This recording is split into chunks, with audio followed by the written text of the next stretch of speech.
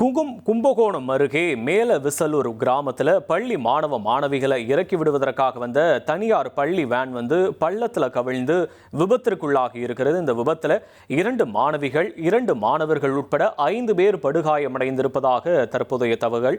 அவர்கள் சிகிச்சைக்காக கும்பகோணம் அரசு மருத்துவமனைக்கும் அழைத்து செல்லப்பட்டு அனுமதிக்கப்பட்டிருக்கிறார்கள். தனியார் பள்ளி வேன் பள்ளத்தில் கவிழ்ந்து விபத்திற்குள்ளாகி இருக்கிறது. இனி செல்லும் இடமெல்லாம் செய்தி. தந்தி டிவியின் வாட்ஸ்அப் சேனலை ஃபாலோ பண்ணினா செல்ல இருக்கும் இடமெல்லாம் செய்தி.